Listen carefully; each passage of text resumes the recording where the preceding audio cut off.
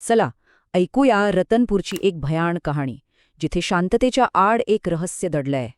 रतनपूर डोंगर जंगलात वसलेलं एक शांत गाव. पण ही शांतता खरी होती का? गावात काही महिन्यांपासून विचित्र घटना घडत होत्या. जणू काहीतरी अमानवी शक्ती जागी झाली होती. याच गावात राहतो अर्जुन, आणि त्याला या घटनांचं सत्य शोधायचं होतं. अर्जुनला सतत वाटायचं की कोणीतरी त्याला पाहतोय, पण आजूबाजूला कोणीच नसायचं. त्याने मित्रांना विचारलं तर ते चक्क हसले. कोणीच विश्वास ठेवला नाही.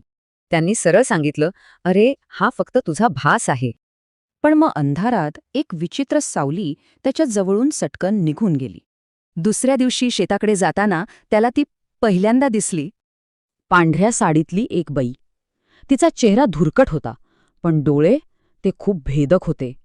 गावातल्या एका ज्येष्ठाने सांगितलं की ही एक भटकती आत्मा आहे, तिला काहीतरी सांगायचंय.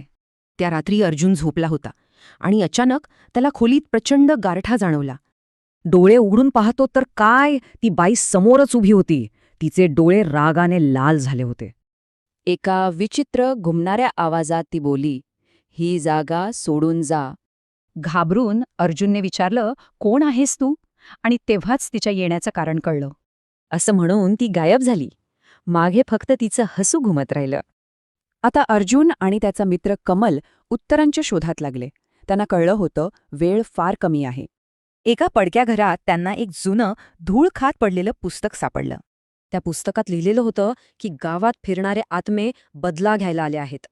त्या रात्री ती पुन्हा दिसली, इतकी जवळ की अर्जुनला तिचा थंड श्वास जाणवत होता. ह्या गावातल्या कुणालाच सोडणार नाही, हा तिचा शेवटचा इशारा होता. त्यांनी पाहिलं तर विहिरीचं पाणी रक्तासारखं लाल झालं होतं आणि त्यातून एक हात वर येत होता. ते दोघे जीव घेऊन पळाले आणि मागे तेच भयानक हसू घुमत राहिलं.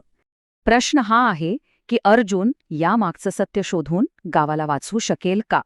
की त्या आत्म्याच्या बदल्याचा तो पुढचा बळी ठरेल?